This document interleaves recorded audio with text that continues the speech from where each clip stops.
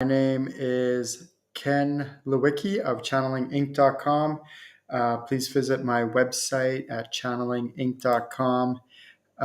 You can find out more about what I do, what I teach, all sorts of really cool spiritual events, and all sorts of different spiritual trainings I do on my website.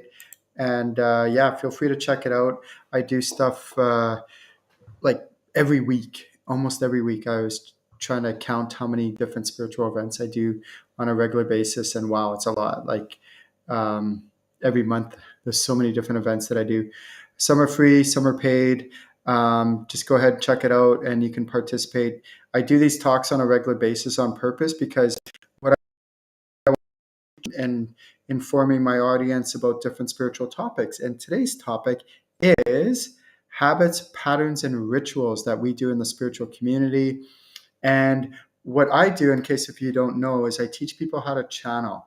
And what I mean by this is I teach them how to channel their soul, their higher self, their spirit guides, and a whole bunch of other things. I have an entire curriculum around this and how to do this and empower people so that when I'm not around, they can do it on their own. One thing that I've noticed in the spiritual community is that what happens is people will are taught something and then they just blindly believe it. So, for example, they might be like, oh, well, if I wear like all black, and I was actually taught this by some spiritual teacher, that if I wear all black, that I'm more spiritual. I'm like, oh, okay, that's interesting. And then I'm taught by some other teachers that wear, oh, if I wear all white, then I am more spiritual. I'm like, oh, so which one is it? Interesting, because if it's all black, am I more spiritual? Is it all, if I wear all white, am I spiritual? And then I've heard things, where people are like, oh, if I shave my head, then I'm more spiritually connected. All that. Go, oh, if I have, I have really long hair, the longer my hair is, then it's like antennae, and then it helps me connect to the spirit realm. I'm like, oh, okay, that's pretty interesting as well. So, like, well, which one? Like, is it? If I did, I mean, like there's all kinds of trainings out there. Which one is actually accurate?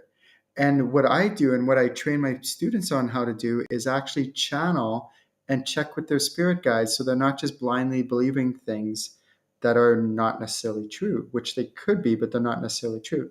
For example, there's a theory going around where, if you put your crystals in the moonlight, that it will charge it. And that's what I was taught. I've been teaching, I've been in the spiritual community for like 20 years. And, there's a whole bunch of different disciplines within the spirituality community or spirituality training that you could take. And I was mostly like into, meditation and channeling and things like that. Really so much into crystals at a certain point. And then when I met, somebody, like I met a person and they're like, oh yeah, you want to learn about crystals? Okay, I'm going to teach you all these things about crystals and crystals this, crystals that. And so I started accumulating my own collection of crystals. And then this person is like, oh, and by the way, you're supposed to put your crystals in the moonlight so they can charge. I'm like, oh, okay, that sounds reasonable. Okay, good. And then that's what I did. I started looking for that, windowsill and a little bit of, hopefully it's not cloudy out at nighttime. And then that little bit of ray of moonlight comes in and hits my crystal and then it charges it, is what I was taught. Sounds reasonable, right? And then after a few months of trying to do this night after night after night, this person said to me, is like, Ken, is it really true that putting your crystals in the moonlight does anything? And I'm like, I don't know. Good question. And I'm like, because I'm a channeler, so I could check these things. And so I check, and I'm like, no, actually, it doesn't. Like, not at all. Like, even a little bit? No, not at all. Like, nothing. I was like, huh, interesting. But I just blindly believe this because this is what somebody said on the internet or in a video or in a book, that if you put your crystals in the moonlight, that it must be true. Another one that I heard was like, this lady, she was talking about how, she met this guy and she's really attracted to this guy in the spiritual community. And she's going to test his abilities to see how spiritual he is. And her theory is that every single chakra has a dragon associated with it. I'm like, oh, is that true? And I check with my spirit guides. It's like, No, not at all. Like not even at all. Right. But she somehow either learned this or made it up, or I don't know where it came from, but it's not even close to being true. But now she's going to test this guy. And if he gets it right, then he's okay. But if not, no, they're not a good fit or whatever. Right. But the point is that it sounds cool. Like, right. Doesn't that sound cool to have a dragon, which every chakra? Like, how cool does that sound? Just because something sounds reasonable, i.e., putting my crystals in the moonlight, doesn't make it true. It charges it if I put it doesn't make it true. Just because something sounds really cool, i.e., each chakra has a dragon associated with it, doesn't make it true. So what I teach my students to do is I'm not trying to change their opinion. I'm not trying to change, if they want to keep it, whatever their beliefs, their habits, their patterns, their rituals. If that's fine. What I'm teaching them to do is to empower them to learn how to channel and check this stuff for themselves. So all the stuff that they've been taught in the past, they can check it through channeling, check with your spirit guides. They'll let you know if it's true or not true, or if it's a partial truth and all that stuff. And then all the stuff that they're taught in the future, they can also check. Habits, patterns. Sometimes we're taught, before we channel, we need to do this. We need to, sage our place. Before we channel, we need to have a candle lit. Before we channel, we need to, burn some incense, whatever it might be. It could be a gazillion different things. We need to change our clothes to all white. I don't know, right? Is it true? It might be true, or it might not. With foundation to all spirituality, because with channeling you can check all this stuff. Without channeling, you're just kind of hoping and guessing and assuming that what other people are teaching you might be accurate. And it's not that these people who teach this stuff, it's not that they're doing it out of malintent. It's very possible that they were taught this stuff. For example, this little girl, she's in the kitchen with her mom, and the mom cuts the ends off the ham and roaster. And the little 5 years old, she goes, "Mommy, why did you cut the ends off the ham?" She goes, "Well, I don't know. That's what Grandma did."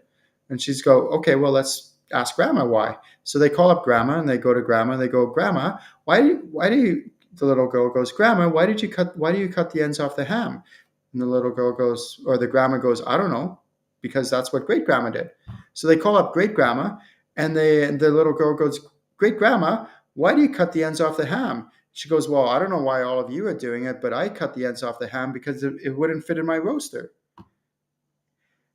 And that's an example of what happens with spirituality oftentimes, or traditions or rituals or things like that, is that maybe our parents, grandparents, our ancestors did something and they did a certain reason, passed down through the generations and it got skewed and now we're doing it differently, whatever. But just because they did it doesn't mean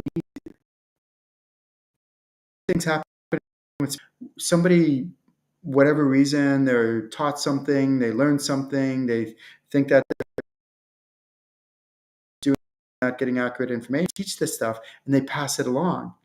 Just because something sounds reasonable doesn't make it true. Just because something sounds cool doesn't make it true. But you have the ability with channeling your spirit guides, especially when you learn how to do it at very advanced levels, you learn how to get yourself out of the way, not influence the answer, on how to check this stuff. How cool is that? Please visit my website, ink.com. Teach and train how to channel. So when I'm not around, you can do it on your own. You can live a lean life where that's not necessary, and you can just learn how to connect. It's called fast channeling. You can channel anywhere, anytime, on the spot, in the moment, any environment, any situation, any circumstance, and it comes to you and you embody it. It becomes a part of your life, and that is true empowerment. My name is Ken Lewicki. Have a wonderful day.